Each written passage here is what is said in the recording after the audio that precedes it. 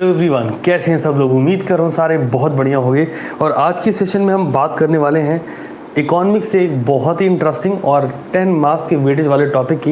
इसका नाम है बिजनेस साइकिल। अब ये एक्चुअल में टॉपिक क्यों लिया है, बहुत ही बेसिक सा रीज़न है सर। इस टॉपिक के थ्रू हम मूव ऑन कर सकते हैं और बहुत आसानी से 10 नंबर का अचीवमेंट हो सकता है ना। तो क्या करना है सर, शुरुआत करते हैं। लिखिए जरा, बिजनेस साइकिल वेटेज रखिएगा 10 मार्क्स का। अब जो बच्चे अभी नहीं आ सके हैं, क्योंकि मैं फ़ोन पे भी चेक कर पा रहा हूँ अपने और सब कुछ ओके रिपोर्ट है अभी, है ना, फर्स्ट क्लास चल रहा है।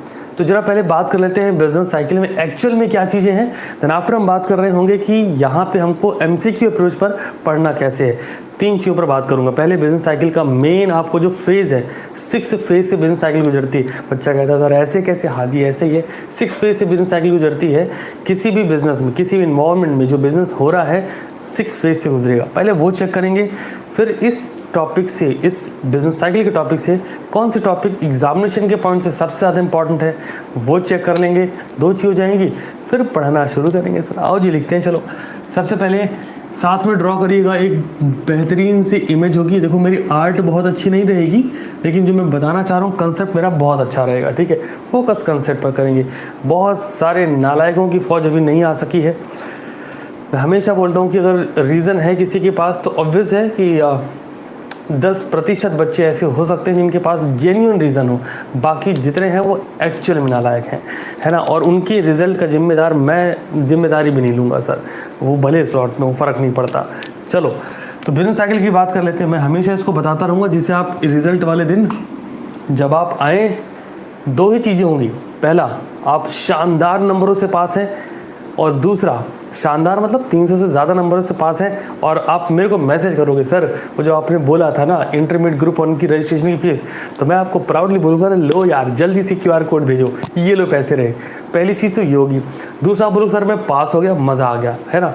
2 चीज़ें होंगी। तीसरा आप बोलोगे सर रह गया सर अगले अटेम्प्ट में लेकिन मैं जान झोंक दूंगा। क्यों, इसमें क्या है, कितनी बार जान झोंकोगी, है ना। एक बार करो, ख़त्म करो। बाकी तुम समझदार हो, ऐसा मैं हमेशा मानता हूँ। और ये बिजनेस साइकिल का जो फेज़ है ना, ये बेसिकली साइकिल जो है, साइकिल ये सभी चीज़ों में इन्वॉल्व होती है। आप याद करो, अकाउंटिंग में भी अकाउंटिंग साइकिल होती थी, बिजनेस में बिजनेस साइकिल है, CA फाउंडेशन में भी साइकिल है। अभी समझाता हूँ कैसे, आओ चेक करते हैं। सबसे पहले जब भी आप कोई कोर्स, कोई बिजनेस, ध्यान से सुनना, मैं बिजनेस को तुम्हारे कोर्स से रिलेट करूँ क्योंकि तुम्हारे लिए वही सब कुछ है ना। वही तुमको पैसे देने वाला है, वही सब कुछ करने वाला है। तो जब भी तुम कोई बिजनेस या फिर कोई कोर्स ज्वाइन करते हो, तो जो सबसे पहला फेज़ है, सबसे पहला फेज़ एक्सपेंशन, बढ़ता है ना। लिखते चलना साथ में, एक्सपेंशन।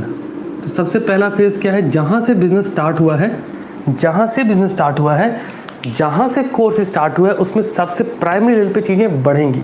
जो आपके साथ भी हुआ होगा, जैसे कोर्स स्टार्ट करा होगा, ICAI में रजिस्ट्रेशन करवाया होगा, मॉड्यूल आया होगा और पूरे एक्साइटमेंट के साथ यार ये पढ़ना, वाह यार मज़ा आएगा, मैं CA कर रहा हूँ।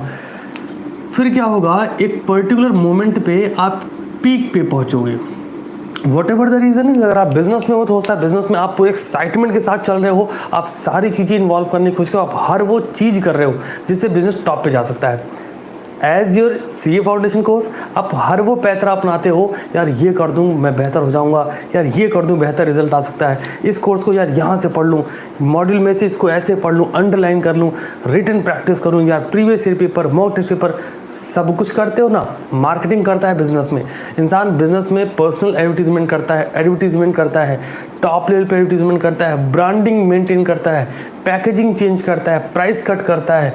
ये सब कुछ क्यों कर रहा होता है, बिजनेस में पीक पे पहुंचने के लिए। अच्छा, पीक पे भी पहुंच गया, शुरुआत हुई, एक्सपेंशन हुआ, पीक पे पहुंचा। पीक पे पहुंचने के बाद एक मोमेंट ऐसा आएगा जब बिजनेस में रिसीजन होंगे, मतलब बिजनेस कहीं ना कहीं डाउनग्रेड जाएगा। नोट करो, अब बिजनेस में क्या होगा सर, रिसीजन होगा। मैं आपको इमेज से इसलिए शुरू कर रहा हूँ सो दैट आप रिलेट कर पाओ पूरा बिजनेस साइकिल, इससे ज़्यादा और कुछ भी नहीं है। सर रिसीजन हो गया, सर इसके बाद कुछ हो सकता है, बिल्कुल हो सकता है। सर रिसीजन से भी बुरा कुछ हो सकता है, हाँ जी हो सकता है। इसको डिप्रेशन बोलते हैं। आओ जी नोट करो। अब जब लाइक आप यहाँ से शुरू हुए, बिजनेस टॉप पे गया, फिर रिसीजन में गया, और अब अगर उसके बाद भी बिजनेस डाउनग्रेड जा रहा है तो डिप्रेशन कहलाएगा। ठीक है, नोट करते चलिएगा साथ में। अब कहते ना यार डिप्रेशन में चला गया है, बच्चे के साथ भी सेम है।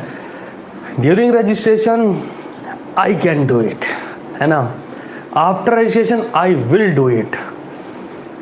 मतलब रजिस्ट्रेशन हो रहा था, मैं करके दिखाऊंगा, मैं करूंगा, पक्का करूंगा।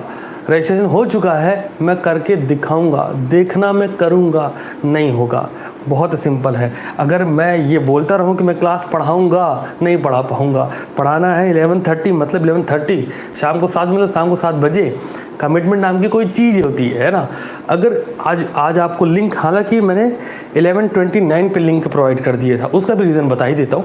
आज जो मेरी ऑफलाइन बैचेस थी उसमें एक क्वेश्चन का इशू था बच्चों को, तो उनका क्वेश्चन लेते लेते थोड़ा सा, आप देखते हो ना, कंसाइनमेंट भी आपके लिए लगा था शाम को 7 बजे, तो 1 घंटे में क्लास 1.5 घंटे के आसपास पहुंच गई थी। तो मेरी क्लास ही ख़त्म हुई आज एग्जैक्ट 11:22 या 23 पर। 3 से 4 मिनट का गैप मिला है, मैंने फटाफट आपकी क्लास शेड्यूल के मेरे का चलो यार, है ना, क्योंकि कमिटमेंट है तो करना है। बहुत सिंपल सा लॉजिक है, तो आपको ध्यान रखना है। बिजनेस शुरू किया, एक्सपेंशन पहले बढ़ेगा, फिर एकदम टॉप पे जाएगा, फिर रिसीजन होगा, और अगर नहीं संभाला, रिसीजन के दौरान आपको cause and effect relationship check करना है। अगर तुम फेल हो, तुम्हें cause and effect relationship check करना है। कॉज किस कारण से फेल हुए, उसका इफेक्ट, इम्पैक्ट क्या आया, और वो कितना लॉन्ग ड्यूरेबल है, ये चेक कर लेना चाहिए।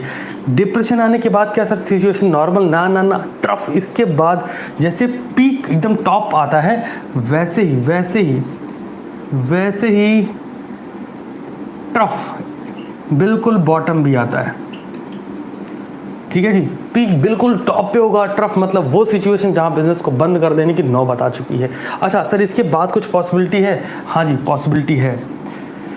या तो बिजनेस बंद हो चुका होगा, या फिर अगर आपका माइंडसेट थोड़ा बेहतर है और आपके पास फंडिंग बेहतर है कि आप अपने बिजनेस को वापस से मोड में ला सको स्टार्टिंग के, उसको अपन क्या बोलेंगे बिजनेस साइकिल में, रिकवरी। ये इमेज जिन बच्चों ने पहले मुझसे पढ़ा होगा वो अच्छे समझ रहे होंगे, मैंने ऐसे पहले नहीं पढ़ाया। हर बार नया करने की कोशिश सिर्फ इसलिए क्योंकि मैं अपने आप को अपडेट करूं, और जो बच्चा मुझसे पढ़ रहा है वो ये फील करे कि नहीं यार कुछ तो नया कर रहे हैं सर, है ना।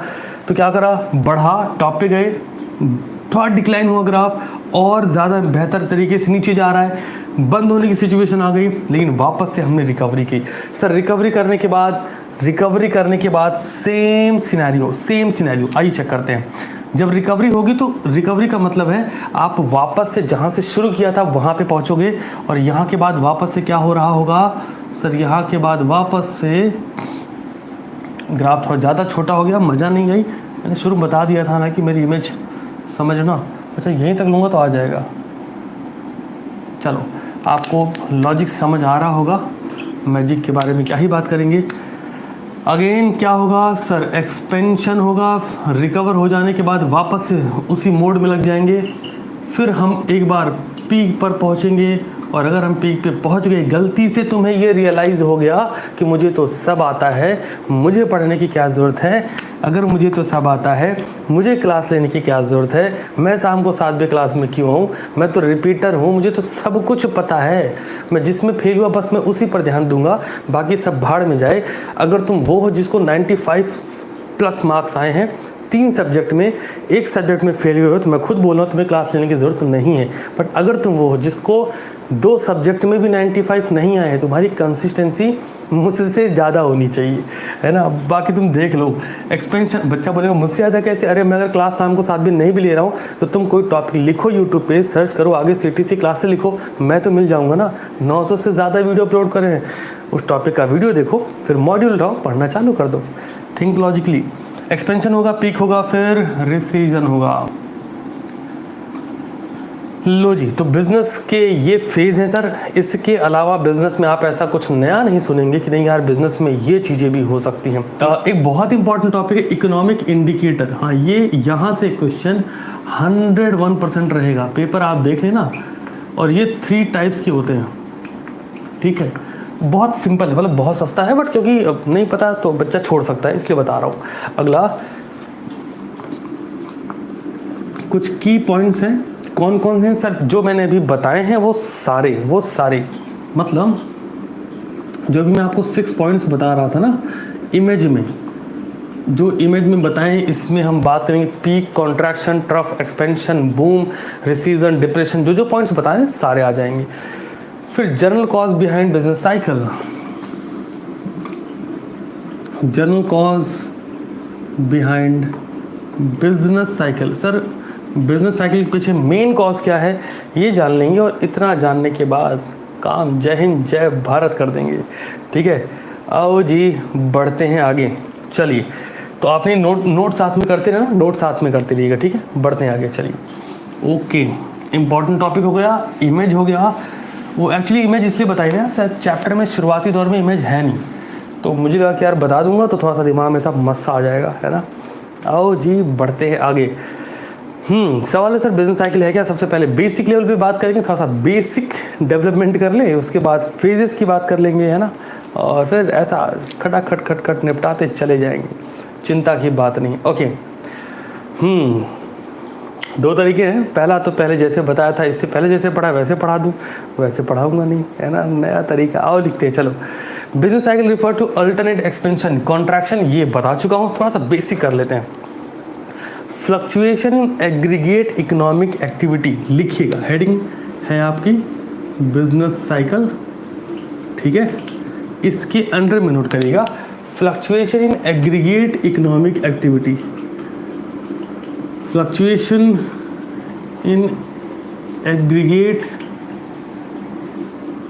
Economic activity. ध्यान से देखना, सबको पता है ना economic activity, non economic. Economic बोल तो पैसा, बिजनेस, जॉब, प्रोफेशन, एम्प्लॉयमेंट, ये जो काम करा जाता है वो पैसे के लिए आता है। तो मॉडल एकदम दिमाग में क्लियर होना चाहिए कि अगर कुछ ऐसा फ्लक्चुएशन का मतलब बढ़ना और घटना, फ्लक्चुएट करना, कांस्टेंट नहीं होना, फिक्स नहीं होना। तो फ्लक्चुएशन की बात कर रहे हैं, फ्लक्चुएशन एग्रीगेट बोल लो, किसी इंडिविजुअल की बात हो रही है, सम की बात हो रही है। Fluctuation aggregate economic activity that an economic experiences, that an economic, लिखते चलिएगा साथ में, economic experiences over a period of time, that not economic, that an economy जो एक्सपीरियंस करती है, experiences over a period of time is called business cycle। बहुत ही easy definition दी है आपको, जो आपके माइंड में ऐसे मस्त सा प्रिंट हो जानी चाहिए। डेफिनेशन क्या कह रही है सर? अगर हमारी इकोनॉमिक एक्टिविटी में एग्रीगेट लेवल पे कुछ भी फ्लक्चुएशन होता है, फ्लक्चुएशन का मतलब क्या है, अभी मैंने आपको वो बताया ना, ऐसा हम एक्सपेंशन करेंगे, फिर पीक पे जाएंगे, फिर डिप्रेशन होगा, रिसीजन होगा, फिर डिप्रेशन होगा, फिर ट्रफ होगा, फिर रिकवरी होगी। ये क्या है? लाइक अगर हम ग्राफ को देखें कुछ इस तरीके से मूव हुआ है, मतलब अपग्रेड डाउनग्रेड, ये चीज़ फ्लक्चुएट करा है ना। तो जो भी हमारी इकोनॉमिक एक्टिविटी में फ्लक्चुएशन होगा, तो हमारी इकोनॉमी उसको अगर एक्सपीरियंस करती over the period of time, बहुत लंबे समय में, इसी पूरे प्रोसीजर को हम क्या बोल रहे होंगे? Business cycle. इतना हो गया सर, आगे बढ़ते हैं।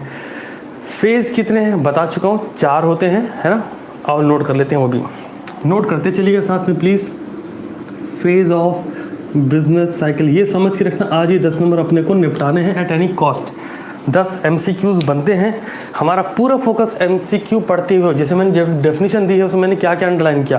फ्लक्चुएशन पहली चीज़, इकोनॉमिक एक्टिविटी, मान लो क्वेश्चन आ गया फ्लक्चुएशन नॉन इकोनॉमिक एक्टिविटी का, भाई साहब ये बिजनेस साइकिल है। अरे नहीं, ये बिजनेस साइकिल, क्योंकि नॉन इकोनॉमिक एक्टिविटी में पैसे की बात की नहीं जाती। जहाँ पैसा नहीं वहाँ बिजनेस नहीं, जहाँ बिजनेस नहीं वहाँ बिजनेस साइकिल पॉसिबल ही नहीं है, है ना। तो ध्यान रखना इस पॉइंट का। फेज ऑफ बिजनेस साइकिल में कितने होते हैं पहले तो वो लिखो सर। 4 होते हैं, कौन कौन से? आइए लिखते हैं। Point number 1, expansion. अब होता क्या है एक्सपेंशन, मुझे तुम्हें बताने की जरूरत नहीं, बिकॉज इनमें से तुम्हें समझ आ गया है, बट इसके कौन से नाम हैं वो बताने की जरूरत है। ब्रैकेट में नोट करिए, बूम, इसका दूसरा नाम है वही बूम हो गया, तीसरा नाम है अपस्विंग। ओ पाजी आए ऐसे बॉल घुमाए, अपस्विंग, समझते हो? सेकंड नोट करो चलो। पीक, सेकेंड फेज आता है पीक। अगेन आप समझ चुके पीक क्या है, बिल्कुल टॉप पे रहना, एक्सपेंशन बढ़ना, पीक बिल्कुल टॉप। कहते हैं ना कोई भी चीज़, अभी बात हो रही थी कोविड, पीक पर आके जा चुका है। पीक का मतलब क्या है, हाईएस्ट लेवल।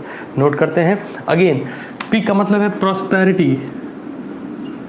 प्रॉस्पेरिटी, जब हम लोग किसी को विश कर रहे होते हैं तो हम साथ मिलते हैं प्रॉस्पेरिटी, मतलब भाई साहब तुम अपने उच्चतम स्तर पर जाओ। मैं तो रिक्वेस्ट करता हूँ कभी मत जाओ, क्योंकि तुम अपने उच्चतम स्तर पे गए, पीक पर पहुँच गए, तो अगला स्टेप क्या है, समझ पा रहे हो? अगला स्टेप क्या है, अगर तुम मैक्सिमम सेटिस्फैक्शन को अचीव कर गए तो जो अगला स्टेप है सर वो 101% डिप्रेशन ही होगा, रिसीजन होगा। अगर आप डिप्रेशन में जा रहे हो तो रिसीजन तो होगा ही होगा ना, मतलब expansion is the one of the best thing involve. अगर आप एक्सपेंशन की मोड में अपने आप को हमेशा रखोगे, मैं समझाता हूँ, मैं हर बार अपने आप को क्यों बोलता हूँ कि मैं आपको हर बार नए तरीके से पढ़ाऊंगा। अब ये बोलता हूँ इसलिए मुझे करना पड़ता है, इसलिए मुझे अलग अलग तरह के कंटेंट सर्च करने पड़ते हैं, अलग तरह के बुक्स उठा करनी पड़ती है। सीए फाउंडेशन की बुक, सीएस की बुक, सीएमए की बुक है ना, ग्रेजुएशन की बुक, कई बार तो मतलब छत्तीसगढ़ वगैरह में जो बुक चल रही होती है ग्रेजुएशन की, अगर कोई अच्छी किताब है तो पब्लिशर को फ़ोन करके मंगा लेता हूँ, या आप ये बुक भेज दो, वो बुक मुझे दे देते हैं, है ना। बेस्ट चीज़ क्या होती है, मैं उस बुक से अगर जो चीज़ मुझे बेहतर लगी निकाल के रख लिया, यार ऐसा कर लेंगे। हर बार कुछ नया, जब आपको 4-5 किताबें मिला के पढ़ाना स्टार्ट कर दूंगा, आप कभी सेटिस्फाई नहीं होगे, मैक्सिमम लेवल पे कभी नहीं जाओगे, हमेशा एक्सपेंशन फील करोगे, पुश फील करोगे। और अगर ऐसा हो गया, काम बन गया। बिजनेस में भी सेम, पीक पर नहीं होना चाहिए। पीक पर अगर है तो आप कुछ ना कुछ चेंजेस करते रहो। फॉर एग्जाम्पल अंबानी जैसे पीक पे पहुँचता है, कोई नया इनिशिएटिव, डाइवर्सिफिकेशन। टाटा ग्रुप जैसे पीक पे पहुँचा, कोई नया इनिशिएटिव। टेस्ला जैसे पीक पे पहुंचा, कोई नया इनिशिएटिव। आपको सोचना पड़ेगा कि इतने बड़े बड़े ब्रांड नए नए इनिशिएटिव क्यों ले रहे हैं, है ना, वो डाइवर्सिफाई क्यों कर रहे हैं अपने काम को। और मिडिल क्लास के साथ तकलीफ क्या है, जैसे ही कुछ बड़ा अचीव करेगा बस हो गया ना, कितना काम करेगा अपन, है ना, जॉब से रिटायरमेंट। और रिटायरमेंट जैसी कोई चीज़ नहीं है। आगे बढ़ते हैं, कॉन्ट्रैक्शन। पीक पे पहुँच गए, फिर क्या होगा सर, कॉन्ट्रैक्शन। बच्चा बोला ये तो नहीं बताए थे, बताया था। कॉन्ट्रैक्शन का दूसरा नाम है रिसीजन। अब हाँ बताए थे है ना, कॉन्ट्रैक्शन। इसी का तीसरा, देखो ये अपस्विंग है, ऑब्वियसली ये क्या होगा, डाउन स्विंग। 3 हो गए जी, 4 फेज होते हैं। Fourth, trough. ट्रफ को कई बार आप डिप्रेशन कह सकते हैं, बस ट्रफ और डिप्रेशन में इतना ही डिफरेंस है। ट्रफ उस बॉटम पॉइंट पे जहाँ पे बिजनेस अब जाने को है, डिप्रेशन मतलब वो प्रोसेस है, ठीक है। आगे बढ़ते हैं जी, ध्यान रखेंगे इस बात का, एक्सपेंशन जो बिजनेस को बढ़ाएगा, पीक जो बिजनेस को टॉप पे ले जाएगा, कॉन्ट्रैक्शन या रिसीजन जो बिजनेस को डाउनग्रेड करेगा। कॉन्ट्रैक्शन डिप्रेशन साथ बन सकते हैं, ध्यान रखना, ठीक है। कॉन्ट्रैक्शन डिप्रेशन बिजनेस को डाउनग्रेड करेगा, और जो बिल्कुल बॉटम लाइन में होगा वो ट्रफ हो जाएगा। क्लियर? आगे बढ़ते हैं, और क्या क्या है बताने को आपको, इंडिकेटर्स। चलिए जी, अगली हेडिंग है हमारे पास इंडिकेटर। ये वो बाइक और कार वाला नहीं है। इंडिकेटर कितने टाइप के होते हैं जी? 3 टाइप के। ये जो मैं ये करता हूँ ना, कर लिया करो। मैं सीरियसली बता रहा हूँ, मैं अपने स्टडी के दौरान भी काम करता था और मेरे को बड़ा मज़ा आता था। मतलब अगर फैकल्टी पूछती थी, हाँ जी बताइए यहाँ पे कितने टाइप्स हैं, यहाँ पे कितने पॉइंट्स हैं, यहाँ पे कितने फीचर्स हैं, सर 7 सर 5। तो अब मेरे को हो सकता है 7 पॉइंट ना याद हो, बट दिमाग में 7 है। अब 5 तक पहुँच गया हूँ तो मुझको खुद ही गलती पता है, मेरे को 2 नहीं आ रहे, है ना। याद रखो इन चीज़ों को। इंडिकेटर क्या है सर, आइए बात करते हैं। मैंने बोला 3 टाइप के हैं, तो 3 टाइप जानने से पहले लीडिंग, लैगिंग और कोइंसिडेंट इकोनॉमिक इंडिकेटर है, बट पहले जानते हैं होता क्या है। बेसिकली अगर कारों में और बाइकों में इंडिकेटर हो तो उसका काम क्या होता है, सोच के देखो क्या काम होता है। तो उसका मेन पर्पज़ होता है इंडिकेट करना। यहाँ पे भी सेम है, आओ चेक करते हैं, लिखो। और जी लिखते हैं इंडिकेटर के बारे में। पहले देख लो, आपको बेसिक टर्मिनोलॉजी में कुछ बता सकूं तो मज़ा आए, उसके बाद बात आगे बढ़ाऊंगा। 1 सेकंड का टाइम दीजिए जरा, 1 मिनट रुकिए बस। इंडिकेटर में हमारे पास 3 है, ठीक है। सबसे पहले पे आएंगे लीडिंग इंडिकेटर। हेडिंग बना लीजिएगा, लीडिंग इंडिकेटर। और नाम में ही सारा काम छुपा है, समझ पा रहे हो? लीड करना, लिख के देखते हैं। ओके, सबसे पहला point, it is a measurable economic factor that change before the economic start to follow a particular pattern और ट्रेंड। हो मज़ा नहीं आया पढ़ के, रुक जाओ जरा, 1 सेकंड का टाइम दो। मैंने बोला ना कई सारी बुक का ऐसा मिश्रण देंगे तुमको, रुक जाओ। हाँ, क्या ऐसा बेहतर बताएं कि मज़ा आ जाए। ओके सुनिए, सबसे पहला पॉइंट नोट करिएगा, इसमें लीडिंग इंडिकेटर में variable that change before the real output. Economics की भाषा में चलते हैं। वेरिएबल दैट चेंज, ठीक है, before the real output,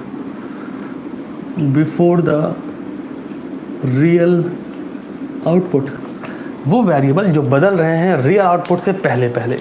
okay अब यहाँ पे भी ध्यान रखें, रियल आउटपुट चेंजेस, इनको भी बदलना है। अब मेन मुद्दे पर आते हैं, वेरिएबल चेंज होने हैं before the real output changes.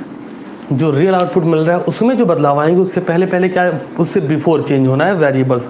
Example उठा लेते हैं सर, एग्जाम्पल से इमेज और ज़्यादा क्लियर होगी। देखो, चेंज इन स्टॉक प्राइस, अगर आप स्टॉक प्राइस में चेंज करें, प्रॉफिट मार्जिन एंड प्रॉफिट, है ना, ये आपका चेंज होगा कि नहीं होगा। एग्जाम्पल लिखिए, चेंज इन स्टॉक प्राइस। तो आप अगर इसको समझो, प्रोडक्ट को सेल करने से पहले आप स्टॉक प्राइस में चेंज कर दे रहे हैं। Change doesn't mean increase, change mean increase और डिक्रीज, या तो आप बढ़ाएंगे या तो आप घटाएंगे। तो अगर आपने स्टॉक प्राइस इंक्रीज कर दिया तो पॉसिबल है जो सेल है वो इफेक्ट कर जाए, सेल कम हो जाए। बट अगर सेल उसी लेवल पे रही तो प्रॉफिट क्या होगा सर, प्रॉफिट मार्जिन बढ़ सकता है। लिखिए प्रॉफिट मार्जिन। कुछ और भी बता सकते हैं? हाँ जी बिल्कुल बता सकते हैं, लिखते चलिएगा आप sir. Interest rate and price are generally seen as, okay अगला example, interest rate and price.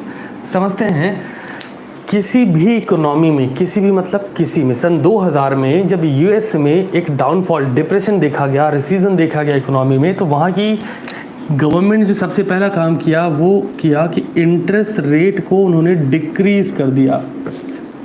बच्चा बोलेगा सर इससे क्या फ़र्क पड़ा सर। आप अपने यहाँ देखिए, अपनी इकोनॉमी, भारत की बात कर रहा हूँ, यहाँ पर जब भी गवर्नमेंट को लगता है हम किसी की मदद कर सकते हैं तो क्या करते हैं, बैंक रेट को डिक्रीज करते हैं। क्यों? जैसे इंटरेस्ट रेट डिक्रीज होगा तो जो लोन लेने की कैपेबिलिटी है, आप बोलेगा सर बहुत फ़र्क थोड़ी पड़ता है जी। समझाता हूँ कैसा। तुमने 30 लाख का लोन लिया 30 साल के लिए, 30 लाख का लोन 30 साल के लिए, तो वो जो 30 लाख का लोन है अराउंड 50 to 60 लाख पड़ेगा। मतलब 30 साल पे तुम्हें लोन जितना अमाउंट इंटरेस्ट देना पड़ेगा। अब अगर इंटरेस्ट रेट को डिक्रीज़ कर दिया जाए तो लोन लेने वालों की जो कैपेबिलिटी है वो बढ़ जाएगी। और ये दिखाता है हमारा लीडिंग इंडिकेटर। मतलब अगर हम लीडिंग इंडिकेटर की बात करें बहुत इजी लैंग्वेज में, जो रियल आउटपुट चेंजेस होने वाले हैं, एक्सपेक्टेड हैं, होने वाले हैं, एंटीसिपेटेड है, उससे पहले बिफोर वेरिएबल में आप जो भी चेंज कर दो, ठीक है। अगर आपको लगता है फ्यूचर में आप प्रॉफिट बहुत बना सकते हैं तो आपको अपने प्रोडक्ट की प्राइसेस को डिक्रीज़ कर देना है। अगर आपको लगता है फ्यूचर में प्रॉफिट बहुत नहीं बना सकते हैं, कंपटीशन नहीं है, कंपटीशन भी नहीं, ध्यान से सुनो, तो प्रोडक्ट की प्राइस को आप इंक्रीज़ कर सकते हो। अगर आपको लगता है फ्यूचर में हमारा बिज़नेस कुछ तो जाने वाला है, ख़त्म होने वाला है, आप अपने बिज़नेस में एक डाइवर्सिफाइड चेंज ला सकते हो, जहाँ से बिज़नेस में जो चीज़ नहीं इन्वॉल्व है, जिसने इकोनॉमिक्स नहीं पढ़ी वो भी इसका यूज़ धड़ल्ले से करता है। हर समोसे बेचने वाला जलेबी बेच रहा होता है। सोचो क्यों? मैं तुमसे पूछ लेता हूँ, लाइव चैट ऑन करता हूँ, बताओ यार ये सब चीज़ नोटिस किया करो, तुम्हारे आसपास हो रही। हालांकि उसको बहुत ज़्यादा इकोनॉमिक्स के बारे में नहीं पता, उसने इकोनॉमिक्स पढ़ी नहीं, बट उस समोसे बेचने के साथ साथ कुछ तो मीठा बेच रहा होता है। वो इमरती हो सकती है, जलेबी हो सकती है, चाय हो सकती है। उसके पीछे का लॉजिक जानना चाहता हूँ तुमसे, क्या उसने इकोनॉमिक्स नहीं पढ़ी बट उसे पता है सर वो एक लीडिंग इंडिकेटर है। मंदा आएगा समोसे खाएगा, हाँ, लीड क्या करने वाला है वो बताओ मुझको। समोसे खाएगा तो क्या होगा? लॉजिक सबको समझ आ रहा है? मतलब समोसे वाले पास भी इतना छोटा सा दिमाग है और इतना शानदार दिमाग है ना। चलो तुम रिलेट कर रहे हो, अच्छी बात है। बस बस बस, अरे बच्चे खुश हो आते एकदम, कहते सर मज़ा आ गया। सुनो, तो आपको ये लॉजिक समझ आया, उसको समोसे वाले को लीडिंग इंडिकेटर दिखता है ना। तुम्हें एडवर्टीजमेंट, मैं तुम्हें एक लॉजिक और देता हूँ। लीडिंग इंडिकेटर क्या है? हर कोल्ड ड्रिंक पीने वाली, जो भी कोल्ड ड्रिंक सेल करने वाली कंपनीज़ हैं, वो कभी भी तुम्हें ऐसा एडवर्टीजमेंट नहीं दिखाती कि कोल्ड ड्रिंक के साथ चिप्स लो, बट चिप्स सेल करने वाली कंपनीज तुम्हें हर बार एक ऐसा एडवर्टीजमेंट दिखाती हैं इसके साथ कुछ और ये भी हो जाए। शॉप पे सिर्फ सारा फोकस चिप्स पर नहीं होता, उसके साथ में कुछ सॉफ्ट ड्रिंक्स भी दिखा देते हैं। लीडिंग इंडिकेटर सर कि आप यहाँ तक आए हैं तो ये भी लेके जाएंगे। मॉल में आप आते हैं, किसी भी मॉल में जाते हैं तो मॉल में जो मार्केटिंग फिलॉसफी यूज़ करी जाती है वो लीडिंग इंडिकेटर है कि जो रियल आउटपुट निकल के आने वाला है उससे पहले हम अपने वेरिएबल में क्या चेंज कर दें।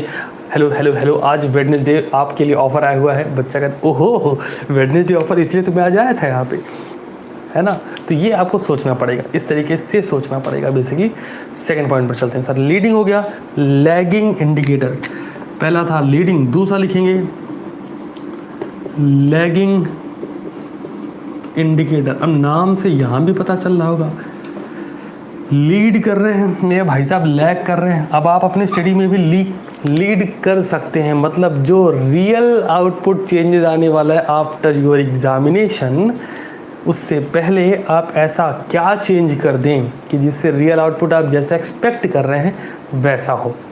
बाकी तुम समझदार हो। आओ इसमें बढ़ते हैं। ओके हाँ, अब ये जो है इसकी बात, variable that change after the real output change. लिखो जी वेरिएबल्स दैट चेंज आफ्टर। अब पता है क्या, तुम्हारे लिए एमसीक्यू के लिए क्वेश्चन तैयार है। Before the real output change है वो जी लीडिंग है सर, आफ्टर है वो जी लैगिंग है सर। लिखो, है ना, after the real output changes, after the real output changes. बच्चा बोला कैसे, समझाता हूँ। देखो, after economic trend, after economic pattern, after buying behaviour, जितना कुछ यहाँ आफ्टर लिखा है वो सारा कुछ यहाँ पे बिफोर हो जाएगा। ध्यान रखना, किसी भी इकोनॉमी में कंज्यूमर किस तरीके से बाय करते हैं ये हम कब जान सकते हैं, थिंक लॉजिकली कब जान सकते हैं, जब लैगिंग इंडिकेटर ऑन हो। लैगिंग इंडिकेटर का मतलब क्या है सर, आफ्टर। हम वेरिएबल में चेंज तब ला सकते हैं, variable that change after the real output changes. जब रियल आउटपुट बदलेगा तो हमें पता चलेगा एक्चुअल में क्या है। जस्ट इमेजिन कोई नया प्रोडक्ट, बिल्कुल ही नया प्रोडक्ट जो मार्केट में एग्जिस्ट ही नहीं करता है। अब आप सोचो कि सर ऐसा क्या होता है, बहुत सारी चीज़ें ऐसी हो सकती हैं, बहुत सारी चीज़ें ऐसी हो सकती हैं। समझाता हूँ।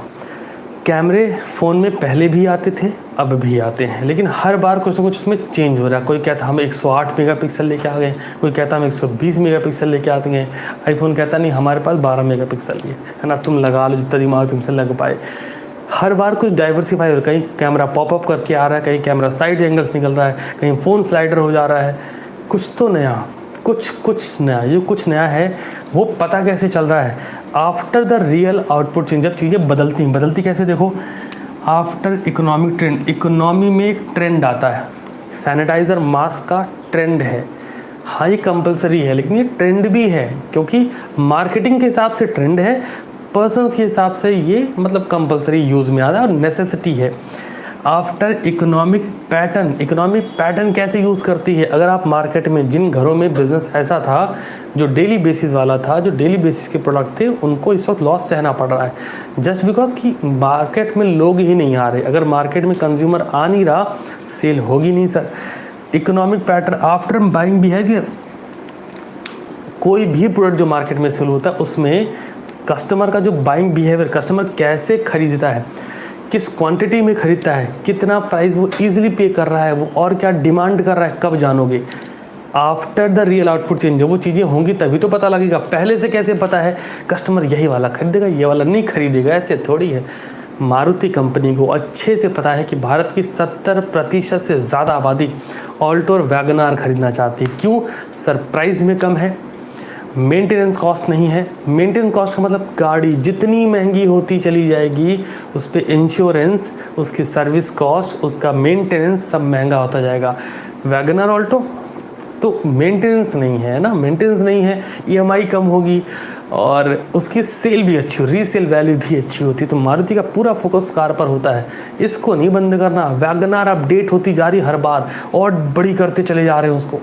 आपको सोचना, वैगन का मतलब ही होता है माल ढोहक वाहन, है ना, जो समुद्र वगैरह के आसपास यूज़ करे जाते हैं। तो आपको समझना है उन्होंने क्या करा है, उन्होंने मारुति ने किया क्या है, आपके बाइंग बिहेवियर को चेक कर लिया, आप कौन सी गाड़ी ज़्यादा खरीदते हैं। काम चल रहा है, चंगा है। बड़ी बड़ी जैसे टाइगर या फिर BMW, ये सब जो बाइक्स निकालती हैं 12 लाख 15 लाख 20 लाख रुपए, इतनी महंगी महंगी, और हीरो होंडा कहता हो जी ना हमारे पास हम 70,000 रुपये 60,000 में तो चमचमाती हुई बाइक दे देंगे तुमको, होता 80-90 हज़ार, उससे ज़्यादा नहीं। क्यों? उसने बाइंग बिहेवियर चेक कर लिया कि ज़्यादातर लोग कौन सी गाड़ी खरीदने वाले हैं, उनको समझ आ गया, है ना। सैमसंग के पास 1 लाख रुपए से ऊपर के फ़ोन भी हैं, लेकिन 1,000 रुपये वाला भी है। क्यों? उसको पता है। क्यों? उसने क्या करा है, उसने लैगिंग इंडिकेटर ऑन रखा है अपना। क्या? After the real output changes. सबसे बड़ी कंपनी दुनिया की कैसे बन गई, लॉजिक लगाओ। उसने रियल आउटपुट चेंजेस को एनालिसिस करा, इम्प्लीमेंट कर दिया। क्या है रियल आउटपुट चेंजेस? के देश विदेश कहीं के भी लोगों, सबसे ज़्यादा पॉपुलेशन कौन सी? 1,000 रुपये वाली, 1,000 से 15,000 रुपये वाली। आज यूट्यूब पे, गूगल पे कहीं सर्च करना, फ़ोन अंडर 15,000 हर कंपनी देने को तैयार है। मैं आईफोन की बात नहीं कर रहा हूँ, उसका सेगमेंट ही अलग है। हर कंपनी देने को तैयार। क्यों? क्योंकि 15,000 रुपये की ऐसी रेंज है, आप में से जो ये मुझे इतने सारे बच्चे दे रहे हैं, कई सारों के हाथ में होगा। लॉजिक साफ है। उस कंपनी ने लैगिंग इंडिकेटर चेक कर रखा है, मतलब इकोनॉमिक ट्रेंड, कहाँ की इकोनॉमी में क्या चीज़ें ट्रेंड कर रही है, इकोनॉमिक पैटर्न क्या हो रखा है, और बाइंग बिहेवियर। आई होप आप समझ चुके हैं। तीसरे पे चलते हैं सर, कंकरेंट इंडिकेटर। मैं इसको यूज़ करूँगा, ठीक है। 1 सेकंड का टाइम दीजिए बस, 1 सेकंड का टाइम दीजिए बस। ओके, तीसरा इंडिकेटर, तीनों इंडिकेटर साथ में रहेंगे तो थोड़ा अच्छा रहेगा ना, ऐसे जलता बुझता रहेगा। ओके जी, कंकरेंट इंडिकेटर। अभी ये क्या है सर, इसके नाम से तो पता ही नहीं चल रहा है। और जी इसी का नाम कोइंसिडेंट है। अब तुम्हें समझ में आ गया होगा, है ना। दूसरा नाम क्या है? Coincident indicator. और जी लीड करना है तो मतलब बिफोर रियल आउटपुट से पहले वेरिएबल कर में जो चेंजेस होते हैं पॉसिबल करो। लैगिंग रियल आउटपुट जब हो जाएगा उसके बाद वेरिएबल को चेंज करो। कोइंसिडेंट कहते जी हम कभी कभी पढ़ लेते हैं, लेकिन हम पास होना तो चाहते हैं। अच्छी बात है, अब बता रहा हूँ। इट कोइंसिडेंस मतलब ये है, it give information about the rate of changes. लिखो जी, it give information about the rate of changes. Note करिए साथ में, रेट ऑफ चेंजेस। अब चेंजेस किस में हो रहा है सर? एक्सपेंशन कर रहे हैं तो, कॉन्ट्रैक्शन कर रहे हैं तो कितना? Rate of changes in expansion मतलब बढ़ना, और कॉन्ट्रैक्शन मतलब घटना। एक्सपेंशन में बिजनेस अपवर्ड मूव करता है, कॉन्ट्रैक्शन में बिजनेस डाउनवर्ड मूव करता है। क्लियर है जी? आगे, contraction of an economy more or less of an economy more or less, या तो बहुत ज़्यादा या तो बहुत कम, but same point of time पे ध्यान रखिएगा, ठीक है। At the same point of time it happened, at the same point of time it happened. बच्चा बोला सर इंडिकेटर में थोड़ा और लॉजिक क्लियर करिए, तो मैं बेसिक समझाता हूँ। Leading indicator before real output changes, जो कुछ बदलना है उससे पहले आपको वेरिएबल में बदलाव करने पड़ेंगे। Sir lagging indicator after the real output changes, जो आप एक्चुअल में रिजल्ट चाहते हैं जब वो हो जाएगा, जिस पर वो बेस है, उसके बाद आप डिसीजन लेंगे।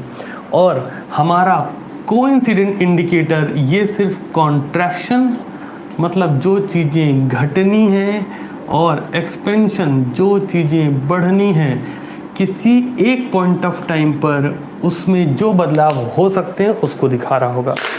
मतलब अगर हम और इजी करना चाहें, लीडिंग बढ़ाएगा, लैगिंग घटाएगा और लेकिन बिफोर आफ्टर चलेगा और ये एक्सपेंशन कॉन्ट्रैक्शन को एक पॉइंट ऑफ टाइम पे शो कर रहा होगा। तो मैंने आपको जो बताया है बेसिक रूल आपको सिर्फ दिमाग में रखना है। एमसीक्यू बेस पर अगर हम लीडिंग इंडिकेटर की बात करें तो जो भी रियल में बदलना है उससे पहले वेरिएबल बदले जाएंगे। जैसे अगर हम प्रोडक्ट की प्राइसिंग चेंज करी, वेरिएबल पॉइंट है, प्रोडक्ट की सेल बदलनी है, सेल से बदलनी है, इसकी बात कर रहा हूँ। सेल से बदलनी है, प्राइस बदल दो, प्रॉफिट बदलना है, प्राइस बदल दो। अब तुम बोलोगे कैसे? अरे सेल्स अगर मैक्सिमाइज करनी है तो प्रॉफिट को बदलने के लिए या फिर हम सेल्स को बदलना चाहते हैं, सोच इतना दिमाग लगाओ, अगर हमें फ्यूचर में अपनी सेल्स बढ़ानी है हमें क्या करना चाहिए? सर लॉजिकली हमने अपने प्राइस को डिक्रीज कर देना चाहिए। क्वालिटी के साथ खिलवाड़ नहीं होना चाहिए, प्राइस डिक्रीज कर देना चाहिए। मार्केट कंपटीशन से आगे निकल जाएंगे और मस्त सा प्रोडक्ट बेच आएंगे। ठीक है, प्रॉफिट बढ़ाना है तो क्या करना चाहिए? अगेन या तो सेल्स मैक्सिमाइज करो या तो प्राइस में थोड़ा सा लीड कर दो। मतलब अगर आपके प्रोडक्ट 15 रुपये के सेल हो रहे थे अभी तक और आपको 2 रुपये का प्रॉफिट हो रहा था पर यूनिट, तो आपको अगर 3 रुपये का प्रॉफिट चाहिए तो प्रोडक्ट को 15 रुपये से 16 रुपये कर दीजिए, पहला तरीका। या तो पार्ले जी के तरीके से स्मार्ट गेम खेलिए, हर पैकेट से 2 बिस्किट गायब कर दीजिए। तुम बोलोगे इससे क्या होगा? सर अगर 1 करोड़ यूनिट सेल होती है, थिंक लॉजिकली, अगर 1 करोड़ यूनिट सेल होती है, हर पैकेट से 2 बिस्किट गायब हैं। मैं तुम्हें लॉजिक समझा रहा हूँ, इसको समझना। ठीक है, एज्यूम कर रहे हो कि एक पैकेट में, मुझे नहीं पता एक्चुअल में कितने हैं बट मान ले रहा हूँ एक पैकेट में 7 होते हैं।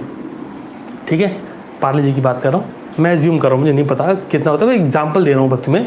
मान लेते हैं पैकेट में 7 होते हैं, हमें सिर्फ इतना दिमाग लगाना है कि हर पैकेट से एक पार्ले जी को रिमूव कर दो, एक क्वांटिटी बिस्किट रिमूव कर दो। क्या होगा सर इससे? प्राइस नहीं बढ़ाओ, प्राइस 5 रुपये था 5 रुपये रखो।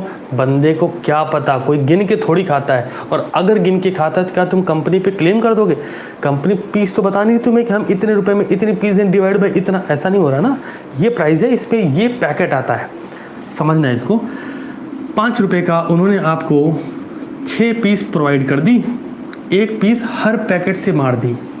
तुमको नहीं पता, प्राइस नहीं बढ़ी, बट 1 करोड़ यूनिट की सेल जैसे तुम्हें लगेगा सर 1 करोड़ थोड़ी सेल होती होगी, अरे इससे ज़्यादा सेल होती है। मैं तुम्हें सबसे रद्दी एग्जाम्पल बता रहा हूँ, सबसे सस्ता करके बता रहा हूँ।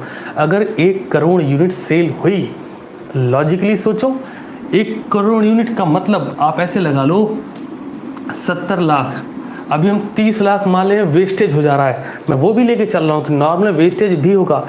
30 लाख यूनिट वेस्ट कर रहा हूँ थोड़ा इजी करने के लिए, और 7 से एक पैकेट बनता था, हमने एक यूनिट सबसे हटा दी, है ना।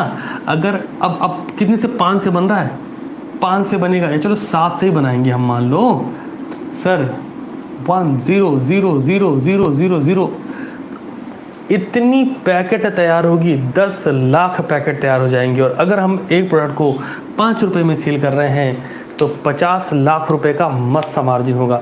ये वाला लॉजिक समझ आया कि नहीं बताओ? इसमें हमने प्राइस नहीं बढ़ाई, हमने लीडिंग इंडिकेटर चेक किया, हमको प्रॉफिट मैक्सिमाइज करना था, प्रॉफिट बढ़ाना था, हमने स्टॉक में चेंजेस कर दिए। तो ये वाला एग्जाम्पल जस्टिफाई करके दिखाया है। स्टॉक में थोड़ा सा चेंज, 5 रुपये की प्राइस है, 7 यूनिट होती हैं, हमने 6 यूनिट रखी, 1 पीस हर पैकेट से हटाया। और अगर 1 करोड़ यूनिट सेल हुई है तो हम 50 लाख रुपए कमा सकते हैं, है ना। इतना लॉजिक क्लियर हुआ। प्रॉफिट मैक्सिमाइजेशन के लिए स्टॉक में थोड़ा सा चेंज कर देना, समझ गए सभी लोग? चलो, अरे वाह, धन्य हो गए भैया, सबको समझ आ गया। हाँ, तुम लोग ऐसा पैसे वाला जल्दी समझ में आता नहीं, समझ रहा हूँ। नहीं, 1 और 2 साथ में एक्चुअली, है ना। सबको समझ में आ गया है?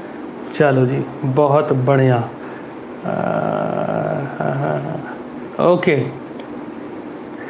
हर्ष कह रहे सर लेज भी ऐसे करता है। अरे क्या फ़र्क पड़ता है? बीइंग अ कंज्यूमर आपको ये सोचना है कि आप किस प्रोडक्ट पर ज़्यादा फोकस कर पा रहे होगे। ठीक है, चलो, तो मैंने आपको बता दिया ध्यान क्या रखेंगे। एमसीक्यू पॉइंट से एक्सप्लेनेशन तो बहुत ठीक है, तुम्हारा फोकस एमसीक्यू पे होना चाहिए। लीडिंग कैसे आइडेंटिफाई करोगे? अगर बिफोर रियल चेंजेस दिखा रहा है। लैगिंग कैसे आइडेंटिफाई करोगे? अगर आफ्टर रियल चेंज दिखा रहा है। सर आप ये कॉन्करेंट या फिर कोइंसिडेंस कैसे आइडेंटिफाई करोगे? It give information about the rate of changes. यहाँ पे रेट ऑफ चेंजेस, इसमें रेट की बात नहीं की, इसमें बोला गया है रियल आउटपुट जो भी चेंज होने वाला है उससे पहले वेरिएबल बदलो। इसमें बोला गया है रियल आउटपुट जो चेंज होगा उसके बाद वेरिएबल बदलो। और यहाँ क्या बोल रहा है, कुछ होगा नहीं, यहाँ बोल रहा है भाई साहब जो चेंजेस होंगे कॉन्ट्रैक्शन, जो एक्सपेंशन होगा, जो रिसीजन होगा, उसमें रेट ऑफ चेंजेस 5%, 2%, 3%, 10%, कितने परसेंटेज चेंज हो रहा है। अभी क्लियर? रेट ऑफ चेंजेस कहाँ लिखा है मैंने? यस, रेट ऑफ चेंजेस बताएगा एक्सपेंशन में, कॉन्ट्रैक्शन में, किसी एक पॉइंट ऑफ टाइम पे। 10 साल का नहीं निकालेंगे, 1 साल का निकालना है, 1 वीक का निकालना है, 1 मंथ का निकालना है, कितना चेंजेस आ रहा है वो बता सकेगा। आई होप अभी क्लियर होगा ये। आगे बढ़ते हैं। हाँ, तो मॉड्यूल ओपन करेंगे, आप लोग मॉड्यूल देखिएगा फटाफट से। मॉड्यूल में फीचर्स लिखा हुआ है, मैं जल्दी से आपको क्रॉस वेरिफिकेशन करा दे रहा हूँ, आपके दिमाग में ऐसा खट बैठा दूँ, क्योंकि उसको ऐसा बहुत ज़्यादा बताने वाला नहीं है कि एक्सप्लेनेशन ऐसा टाइम वेस्ट कर दूँ। जल्दी से देखिएगा, जल्दी से देखिएगा। फीचर्स। 1 मिनट रुको महाराज, हम भी बुक ओपन कर ही दिए तुम्हारे लिए, काहे के लिए है ना। फीचर्स फेज बता चुका, हाँ 4 छप रखे हैं, यही इमेज से जो मैं आपको बना के दिखा रहा था, ठीक है। बस इसमें थोड़ा सा आड़े तिरछे कर दिए हमने, थोड़ा सा ज़्यादा इन डेप्थ लेके चले गए हम। इंडिकेटर तीनों रख रखे हैं और यहाँ पे एग्जांपल नीचे लिखा गया है, change in stock price, new order, capital consumer, lagging में unemployment, corporate profit, labour cost per unit of output, coincident में GDP, inflation, industrial production. Example देख सकते हो। अब जीडीपी है तो वो एक्सपेंशन को, कॉन्ट्रैक्शन को दिखा रहा होगा, है ना, मतलब किसी वो रेट बता, जीडीपी परसेंटेज में होती है, समझ लो ना कि इतने % लोग ऐसा हो गया, इतने % की इनकम ऐसी हो गई। फीचर्स ऑफ बिजनेस साइकिल, ये वाला पेज ओपन करिए और आइए जल्दी से देख लेते हैं क्या क्या बिजनेस साइकिल के फीचर्स हैं सर। और मैं तुमसे बता रहा था कहाँ पे बिजनेस साइकिल का, मैं यूएस का एग्जांपल ले रहा था ना, ये है आपका पेज नंबर 5.6, अगर नई बुक है, यहाँ पे लिखा हुआ information technology bubble burst of 2000। एक सेकेंड, दिख रहा होगा है ना, सेकंड पैरा है, देख लीजिएगा इसको। हाँ, तो जल्दी से देख लेते हैं एक्चुअल में फीचर्स क्या क्या है बिजनेस साइकिल के, फिर कॉजेज़ की बात कर लेंगे और चैप्टर समाप्त हो जाएगा। 10 नंबर मेरे एंड से आज ख़त्म होने हैं और तुम्हें कैसे करना अभी वही बात करूँगा, ठीक है। शुरू करते हैं। सबसे पहली बात, sir business cycle occur periodically, क्या 5 साल में होगी? नहीं, सालों साल चलेगी, हर साल चलेगी। Second point, do not exhibit the same regularity, same हमेशा कभी नहीं होगी। बिजनेस साइकिल मैंने तुम्हें एक लाइन क्लियर की, पहली शुरुआती हमारी वहीं से हुई है। एक्सपेंशन होगा, पीक पर जाएगा, रिसीजन होगा, डिप्रेशन होगा और जी ट्रफ हो जाएगा, फिर रिकवरी होगी। तो मतलब साफ है कि कभी भी रेगुलरिटी नहीं होगी। तीसरा, the duration the cycle vary, duration vary कर सकती है, कभी कुछ हो सकती है। अगला, the intensity of fluctuation also varies, intensity मतलब जिस लेवल पे, जिस स्पीड से एक्सपेंशन करा है, ज़रूरी नहीं कि उस स्पीड से हमेशा पीक पर बना रहे, और जिस स्पीड से पीक पर बना हुआ है ये भी ज़रूरी नहीं है कि उस स्पीड से वो डिप्रेशन में जाए। और ये भी है कि जब अगर ट्रफ की सिचुएशन में आया है, ये कतई ज़रूरी नहीं है कि वो बहुत आसानी से रिकवरी कर जाए। मैं समझाता हूँ। सीए फाउंडेशन में, जैसे अगर बात करूँ CA foundation, specific CA foundation की बात कर रहे हैं, तो CTC classes bye God grace और आप लोग की वजह से सीटीसी क्लासेस सीए फाउंडेशन में आज एक लेवल पर है, ठीक है। लेकिन मैं कभी भी अपने दिमाग में ये नहीं मानता कि मैं पीक पर पहुंच गया हूँ। मैं हमेशा मानता भैया पीक पे पहुंच रहा ही नहीं मिलने, है ना। मैं हमेशा एक्सपेंशन वाले बोर्ड में रहूँ और ये रीज़न है कि हमेशा बदलाव करता रहता हूँ। नहीं तो जो टीचर्स अपने यूट्यूब चैनल पे कोई चीज़ पढ़ा चुके हैं उसको दोबारा नहीं पढ़ाते हैं। और तुम्हें अगर सच में चेक करना है तो तुम यूट्यूब पे आज सर्च करना BRS CTC classes, final account CTC classes. काम की बात बताऊँ, 15 16 वीडियो डाली है, 15 वीडियो, और तुम जो मर्जी वीडियो प्ले कर लेना, सब में हर बार अलग होगा। ये बहुत ही मस्त बात है। क्यों? क्योंकि पीक पर नहीं पहुंचना चाहता मैं। पीक पे पहुंच गया तो पीक पे पहुंचने के बाद में पता ही क्या होगा, फिर सर पीक पे पहुंच गया तो फिर आएगा कॉन्ट्रैक्शन, है ना। उसके बाद डिप्रेशन, और अपन डिप्रेशन में जा नहीं सकते। बहुत सिंपल सा लॉजिक है। तो आपको ऐसे सोचना है, आपको जब ये लग जाए, ये तो मैंने बहुत अच्छे से पढ़ लिया है। मैं सुबह जब सो के उठता हूँ, मैं आपको छोटा सा रूटीन बताता हूँ। जब भी नींद खुली 5 बजे, 6 बजे, 7 बजे, कभी अगर 8 बजे, 8 बजे बहुत रेयर है, बहुत मतलब बहुत ज़्यादा, क्योंकि 8:30 में क्लास स्टार्ट हो जाती है ऑफलाइन।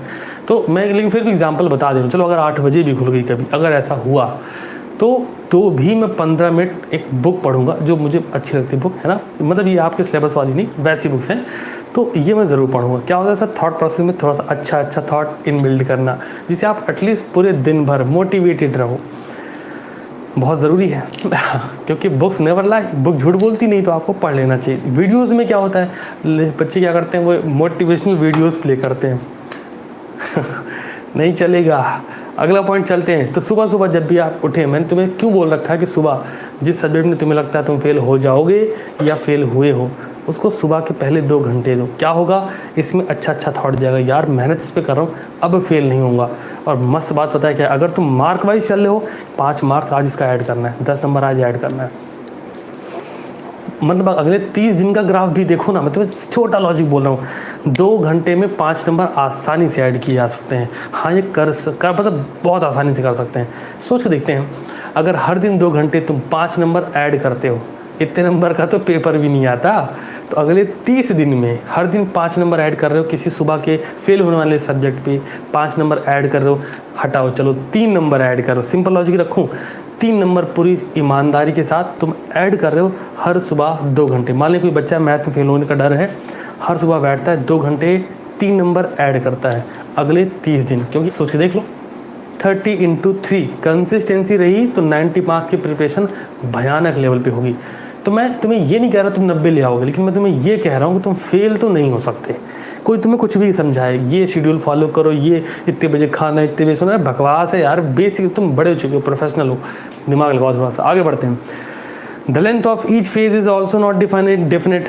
हर फेज की जो लेंथ होगी वो भी डिफिनेट नहीं होगी। अगला, business cycle generally originate in free market economics. Free market economics में ही वर्क करेगी। कोई स्पेसिफिक इकोनॉमी हो गई तो बिजनेस साइकिल बहुत काम नहीं कर सकेगी। अगला, although all sector are adversely affected by business cycle, some sectors such as capital goods industry जहाँ पे मशीनरी बनती है, durable consumer goods industry, like अगर हम बात करें ड्यूरेबल कंज्यूमर गुड्स में, तो आप बादाम पिस्ता काजू खा लो, है ना, ड्यूरेबिलिटी होती है इनमें कहीं ना कहीं। अगला, more ever compare to agriculture sector the industrial sector is more prone to the adverse effect. यार देखो, ट्रेड साइकिल में एग्रीकल्चर, जो भी एग्रीकल्चर इंडस्ट्री, उससे ज़्यादा जो हमारी इंडस्ट्रियल सेक्टर है वो ज़्यादा वर्क करते हैं।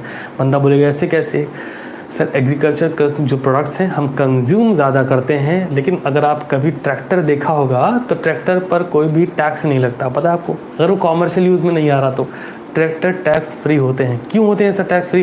मैं वापस से बोल रहा हूँ, एग्रीकल्चर, आपने देखा होगा ट्रॉलीज पर पीछे लिखा होता ना, कृषि कार्य हेतु इतना लिख दिए, काम चंगा है। अब उस पर टैक्स नहीं लग सकता, रोड टैक्स नहीं लग सकता। क्यों? कृषि कार्य हेतु सरकार कृषि को बढ़ावा देना चाहती है। आगे बढ़ते हैं sir. It is difficult to make an accurate prediction of trade cycle before their occurrence. Accurate prediction difficult है, तुम्हारे रिजल्ट का एक्यूरेट प्रिडिक्शन डिफिकल्ट है, लेकिन 200 के ऊपर ये तो हो ही सकता है ना, आसानी से। सोच के देखो इसको। चलो बढ़ते हैं आगे, अगला टॉपिक चेक करते हैं सर। 1 सेकंड का टाइम दीजिए। यहाँ तक कर चुके हैं, इंडिकेटर्स हम निपटा चुके हैं। ओके, हाँ, एग्जाम्पल्स ऑफ बिजनेस साइकिल में ध्यान रखेंगे। ग्रेट डिप्रेशन ऑफ, कहते हैं ग्रेट डिप्रेशन 1930 में सबसे पहले आया था। मैं तुम्हें कुछ लॉजिक समझा रहा हूँ, प्लीज़ इसे बहुत लॉजिकली सुनना। रुक जाओ, दिखाता हूँ तुम्हें। जो लोग इसको नहीं ध्यान रखते हैं वो बेसिकली पढ़ाई नहीं कर रहे हैं, वो रट रहे हैं। और जब वो इकोनॉमी में काम करने आते हैं, जैसे आप भी तो इकोनॉमी में काम करने आओगे ना कभी कभी, जैसे हम जैसे जो टीचर्स हैं वो काम कर रहे हैं, है ना, आपकी गार्जियन कुछ ना कुछ काम कर रहे हैं, बहुत सारे टीचर काम कर रहे हैं। लेकिन मैं तुम्हें एक बात समझाना चाह रहा हूँ, क्या सारे टीचरों का काम चल रहा है? नहीं। क्या सभी के गार्जियन का काम चल रहा है? नहीं। तुम बोलोगे सर हाँ बात तो सही है, और तुम रिलेट कर पा रहोगे। मैं ये नहीं बोल रहा कि कोई बहुत स्मार्ट निकल गया, कोई बेवकूफ़ निकल गया, नहीं। मैं तुम्हें ये समझाना चाह रहा हूँ इकोनॉमी काम कैसे करती है। तो तुम्हारे पास ना वो इमेज जो मैं बता रहा था, एक सेकंड को, ये वाला जो पेज है, ये वाला पेज नंबर है 5.6 ओपन करना। ग्रेट डिप्रेशन ऑफ 1930, 1930 में डिप्रेशन आया। डिप्रेशन मतलब समझ चुके हो, एक्सपेंशन, पीक, रिसीजन, डिप्रेशन, ठीक है, 1930 में आया। उसके बाद बात हो रही information technology bubble burst of 2000। कितने साल बाद सर? तकरीबन 70 साल बाद। आगे बढ़ते हैं। Recent example of business cycle, global economic crisis. Global economic crisis 2008-9 में आ गए। आहा, तुम्हें थोड़ा सा पॉइंट पढ़ रहा हूँ, कृपया ध्यान से सुनना, ठीक है? पढ़ रहा हूँ, रुको। एक लाइन लिखी गई है, 1 सेकेंड रुको, मैं पढ़ देता हूँ। आपकी बुक से है ना, तो आप रियली ज़्यादा कर पाओगे। Access liquidity with bank and availability of new financial instrument. मैं इस पेज से पढ़ रहा हूँ, इस पेज से है ना, आप ओपन करो आपको मिल जाएगा, उसी के बगल वाला पेज है। ओके पढ़ता हूँ। Excess liquidity with bank, bank के पास एक्सेस लिक्विडिटी हो गई, and availability of new financial instrument lead bank to lend without checking the credit worthiness of borrower. बिना बोरोवर की क्रेडिट वर्थ चेक किए हम पे एक्सेस लिक्विडिटी, एक्सेस पैसा हो रखा है, जो लोन लेने वाला है बिना उसकी क्रेडिट वर्थ वो उस लायक है उसको लोन दिया जाए ना दिया जाए। समझ रहे हो? आगे बढ़ते हैं और रुको आगे बढ़ते हैं। Okay, loan were given even to sub prime house hold and also to those person who had no income or assets. ऐसे लोगों को भी लोन दिया गया जिनकी कोई इनकम नहीं, जिनकी कोई एसेट्स नहीं, बिकॉज लोन हमेशा मॉर्गेज पर होता है, कागजी कार्रवाई होती है, डॉक्यूमेंटेशन होते हैं, प्रॉपर कॉन्ट्रैक्ट होते हैं। अब जिनके पास कोई एसेट्स नहीं, कोई इनकम प्रूफ नहीं है, उनको भी लोन दिया गया। आगे, house were built in excess during the boom period. जो बूम पीरियड समझते हो ना, पीक जो बूम पीरियड था इकोनॉमी का, वहाँ पे हाउस बिल्ड करे गए। अब जहाँ भी रहते हो पूरे देश में, तुम जहाँ मर्जी रहते हो, गांव है शहर है, बिल्कुल नया बसा मोहल्ला है, नई बसी लोकेलिटी है, चेक कर लो, छत पे जाके एक बार देखो, जरा नोटिस करो इन चीज़ों को। वहाँ पे घर कितने हो रखे हैं, घर एक अलग तादाद में बढ़ रहे हैं, मतलब बहुत ही बूम आ रखा है, घर सब बनवा रहे हैं। आगे, house were build in excess during the boom period and due to their over supply in the market. Line पढ़ो, due to their over supply in the market. Supply demand समझते हो, सप्लाई इतनी ज़्यादा होगी लोग डिमांड ही नहीं कर रहे। आगे, over supply in the market, house prices begin to decline in 2006। 2006 में क्या हुआ सर, घरों की कीमत गिरना चालू हुई। आगे बढ़ते हैं। House bubble got bust in the second half of 2007। 2006 में गिरना चालू हुई, 2007 में हाउस बबल बस्ट सिचुएशन में आया। With fall in price of houses which were held as mortgage, जो कि लोन पर थे। The sub prime house hold start defaulting on large scale paying off their instalment. Instalment देने में लोग large level पे डिफॉल्ट करते गए। This cause huge loss to the banks. और इससे क्या हुआ, एक बैंक, सारे बैंकों को लॉस हुआ, बड़ा लॉस हुआ। Losses in bank and other financial institution had a chain effect. जो बैंक को या अदर फाइनेंशियल इंस्टीट्यूशन को बड़ा लॉस हुआ, उसका चेन इफेक्ट आता है। आगे, and soon the whole US economy and the world economy at large felt its impact. Effect क्या हुआ समझ आया? हमारे पास लिक्विडिटी ज़्यादा हो रखी है, हमने ऐसे लोगों की क्रेडिट वर्थ भी नहीं चेक की कि ये लोन लेने लायक है कि नहीं, सबको उठा के लोन दे दिया। सब ने क्या किया, हाउसेस बिल्ड कर दिए, हाउसेस ज़्यादा बिल्ड हो गए, मार्केट में सप्लाई ओवर हो गई, मार्केट में सप्लाई ओवर हो गई, डिमांड नहीं है, मतलब जिन जो सप्लाई दे रहे हैं, जो प्रोड्यूसर हैं, उनके पास इनकम नहीं है, इनकम नहीं है, इंस्टॉलमेंट नहीं पे कर सकते, चेन इफेक्ट देख रहे हो, इंस्टॉलमेंट नहीं पे कर सकते, बैंक को लोन की रिकवरी नहीं हो रही, बैंक को लोन की रिकवरी नहीं होती, किसी भी इकोनॉमी को बैंक ही चलाता है। अब बैंक के पास पैसा नहीं है तो वो इकोनॉमी डाउनफॉल में 101% जाएगी। लॉजिक क्लियर हो गया? तो ये आपको ना इस तरीके से पढ़ना, अगर तुम्हें कभी भी लगे यार तुम्हें समझ आता है, बैठो किताब पकड़ो, एक एक शब्द पढ़ो, तुम्हें लगे यार ये चीज़ नहीं छपी भाई इसमें, है ना, बिजनेस साइकिल को इस तरीके से काम करती है। ठीक है जी, चलिए सबको समझ में आ रहा है, अच्छी बात है। रुकिए फिर लाइव चैट को वापस से ऑफ किया जाए और बढ़ते हैं आगे। ठीक है, ओके, तो आपकी लॉजिक क्लियर हो गया ना कि किस तरीके से इकोनॉमिक डाउनफॉल में जा सकती है। अब मैंने आपको क्यों बताया, देखो इसमें इस पूरे वर्ड में मैंने एक चीज़ पे बहुत फोकस करा है, मैं लिख देता हूँ, आप भी लिख लीजिएगा, वो है चेन इफेक्ट। अगली हेडिंग चेन इफेक्ट, ध्यान रखना अपनी प्रिपरेशन में। चेन इफेक्ट, एक बात और वही बता ही दूँ, चेन इफेक्ट सिर्फ पॉजिटिव ही नहीं होता।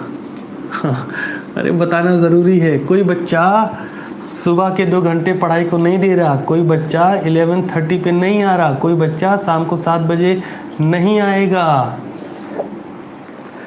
तो जो चेन इफेक्ट है ना वो पॉजिटिव ही नहीं होता, वो नेगेटिव भी होता है।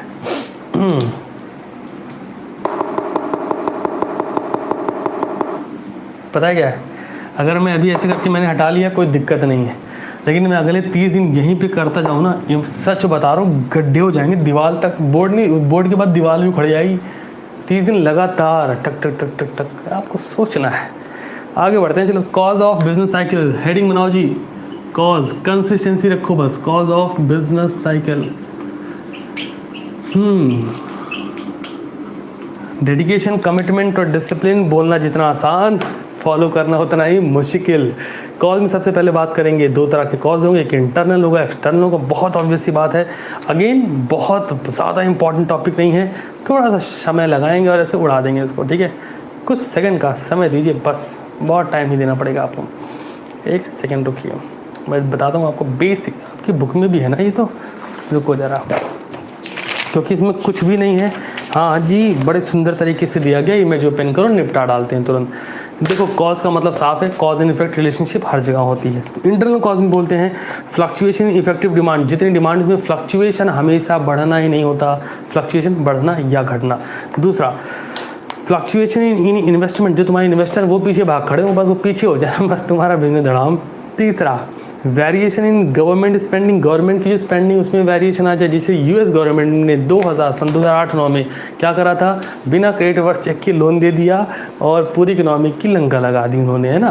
क्या करके, इन लोगों की वर्थ नहीं चेक की। और ये रीज़न है, भारत में पता है तुम्हें, तुम लोन लेने जाओ भाई साहब, पूरा डेटा चेक कर लेते, तुम्हारा आधार कार्ड से लेके सब लिंक कर ही दिया है। आधार कार्ड, 6 महीने की bank passbook, income tax return file किया है कि नहीं, पिछले 2 साल का वो दिखा दीजिए, आपके पास कोई एसेट्स है तो उसकी डॉक्यूमेंटेशन दे दीजिए, जिससे तुम जाओ तो जाओ, हम सब बेच बाच के पैसे ले लेंगे। ये यहाँ की बैंक है, ओवर स्मार्ट। अगला, मैक्रो इकोनॉमिक पॉलिसीज, फिर मनी सप्लाई फैसिलिटी फैक्टर। देखो ये जो पॉइंट्स लिख रखे हैं इन्होंने, इसमें आओ सबसे मेन पॉइंट पर आता हूँ, है ना।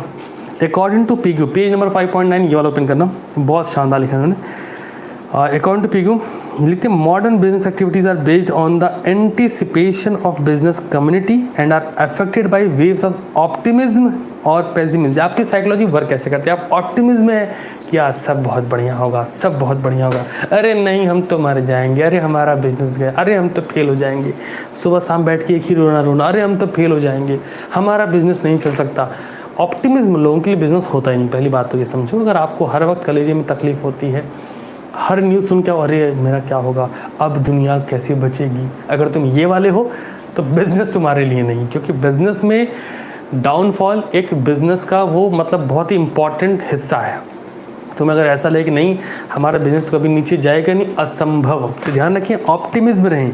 इसमें आगे लिखा गया, मैं पढ़ दे रहा हूँ, if entrepreneur are optimistic about future market condition they make investment and as a result the expansionary phase में बिगिन। अगर आप फ्यूचर को लेके ऑप्टिमिस्टिक हो तो आप इन्वेस्टमेंट करोगे, और आप सिर्फ इन्वेस्टमेंट नहीं करोगे, आप वर्क एथिक्स इन्वॉल्व करोगे और रिटर्न्स भयानक लोगे। लेकिन आप पेसिमिज्म हो, अरे पता नहीं मेरा पैसा डूब गया, तो आप इन्वेस्टमेंट से भी बचोगे। और ऐसे लोग इंटरनल कॉज को जन्म देते हैं सर। अब बढ़ते हैं एक्सटर्नल कॉज, मतलब आप कुछ नहीं कर रहे, पेंडेमिक आ गया, कोविड की सिचुएशन आ गई, है ना, बायोलॉजिकल वॉर हो गई, नॉर्मल वॉर हो गई, आप कुछ नहीं कर रहे, आप अपने धंधे पे सुबह शाम जय हो प्रभु आज तो भाई साहब धन की वर्षा होगी, आप ये सोच रहे हो, लेकिन इधर जंग छिड़ गई, है ना, कहाँ से धन आएगा। वॉर। दूसरा, पोस्ट वॉर रिकंस्ट्रक्शन, युद्ध हो जाने के वजह से कुछ यहाँ से खसके हुए लोग और जिनके पास एजुकेशन नहीं, वो लोग हमको पाकिस्तान भेज दिए, हम अकेले उड़ा देंगे। अच्छा इतना इजी है ना। मोदी जी हमको एक बार मौका दे के देख लें, ओहो इनको मौका दे लें, ये अपने आप को सनी देओल से कम थोड़ी समझ रहे हैं। और इनको लग रहा है पाकिस्तान में पिक्चर चल रही है कि जाएंगे लाहौर में घुसेंगे और हैंडपम्प उखाड़ेंगे, उसे नचा देंगे। भाई साहब पिक्चर से मत मोटिवेट होइए, वहाँ भी लोग हैं, गवर्नेंस है और बहुत ज़्यादा लोग हैं। पॉपुलेशन तुम्हें लगता है, तुम ये बोल सकते हो यूपी से कम पॉपुलेशन है, यूपी से कम है बट है, एग्जिस्ट करती है ना। और तुम्हें लग रहा है तुम अकेले खड़ा होगे, ना गलत हो पहली चीज़। दूसरा, ये वो लोग हैं जिनके पास काम धंधा कुछ नहीं है, तो होता है आप में से कोई ऑफेंड हो जाए जो बहुत ही ज़्यादा देशभक्त हो रखा हो, अलग लेवल वाला। एक तो होता है देशभक्त, मैं तुम्हें समझाता हूँ, पढ़े लिखे लोगों ध्यान से सुनना। अगर तुम सच में अपने देश की भक्त बनना चाह रहे हो, देखो ऑफेंड होना चाहो तो हो जाना, मुझे फ़र्क नहीं पड़ता, बट मैं तुम्हें फैक्ट जो वही बता पाऊंगा, ठीक है। मैं तुम्हें खुश नहीं कर पाऊंगा अच्छा बोल के, नहीं बेटा हमें देशभक्त बनना चाहिए। अगर बनना है बिल्कुल बनो। किस टर्म में समझाता हूँ, आप क्या क्या करो, कंट्रीब्यूट इन इकोनॉमी।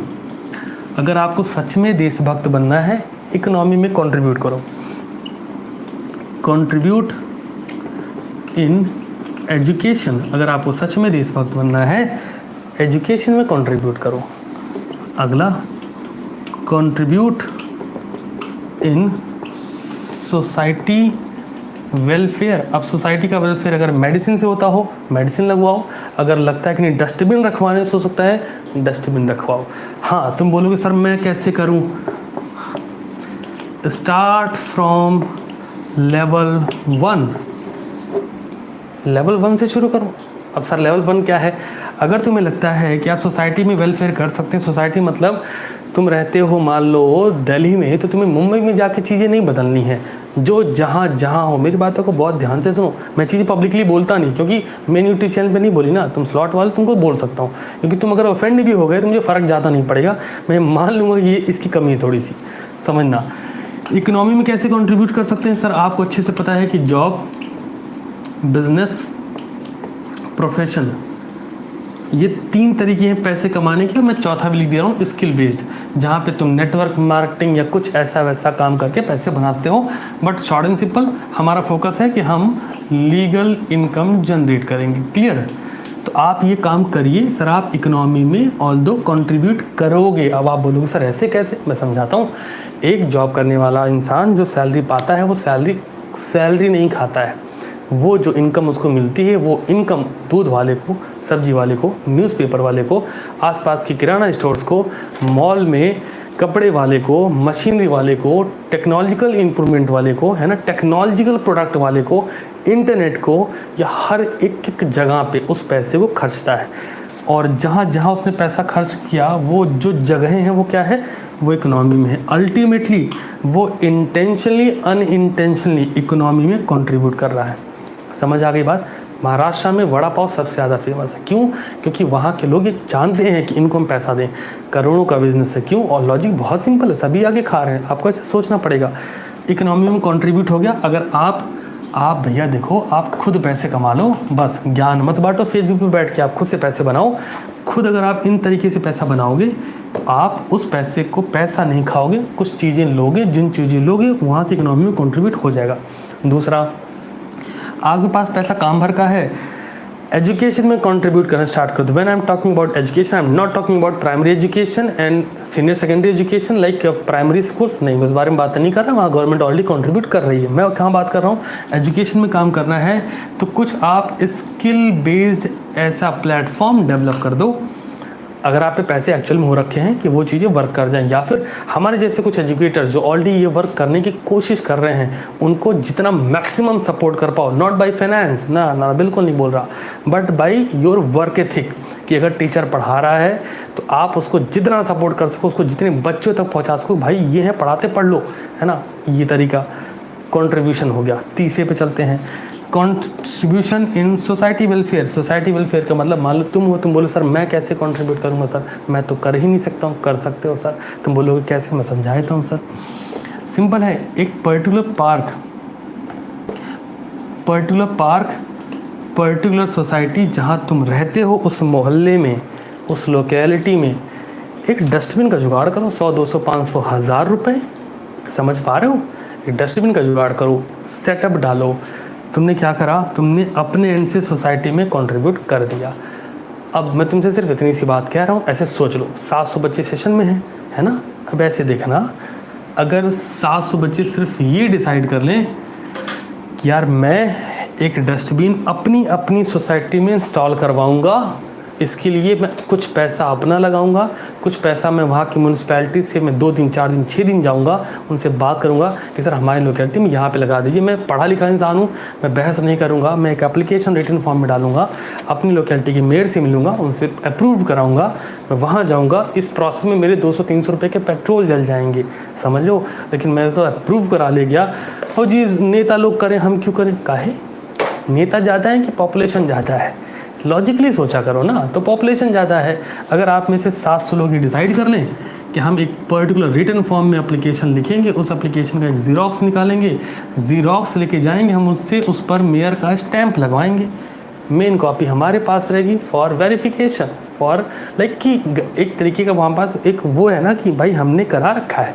और हम जाएंगे और ये 700 डस्टबिन आप सबकी लोकेलिटी में लग गई, जस्ट इमेजिन। तो आपने इकोनॉमी में कंट्रीब्यूट करा कि नहीं करा, है ना। तुम हर बात ये सोचो नहीं नेता करे तो करे, मोदी आके करे, हम काहे करें, ऐसे थोड़ी होता है ना। तो लाइव चैट ऑन किया, मेरे को बताना ये वाला लॉजिक समझ आ रहा है तुमको। लेवल 1 है ये, यहाँ से तुम शुरुआत कर सकते हो, शुरुआत लेवल 1 है ना।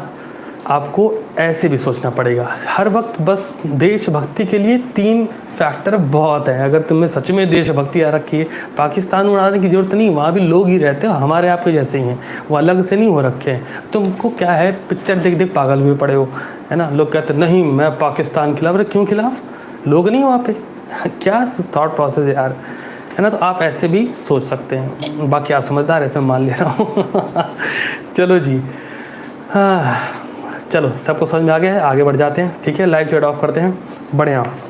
तो यस, तो वॉर, पोस्ट वॉर रिकन्स्ट्रक्शन पे मैंने बात कर ली कि अगर युद्ध हो भी गया है ना, तो उसके बाद उससे रिकवर करने में 5 से 10 साल लग जाएंगे।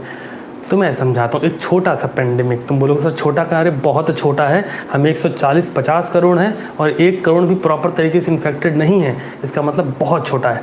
एक बहुत छोटे से पेंडेमिक ने पूरी इकोनॉमिक की लंका लगा दी है, और इससे रिकवर होने में बिजनेसेस को कम से कम 2 साल, कम से कम 2 साल, मतलब जो ट्रेडिशनल मोड वाले बिजनेस हैं, ट्रेडिशनल पुराने तरीके से चल रहे, 2 से 3 साल लग जाएंगे उनको रिकवर होने में। रिकवरी बता रहा हूँ मैं, फिर एक्सपेंशन में अगले 3 साल जोड़ लेना, मतलब 5 साल लग जाएंगे।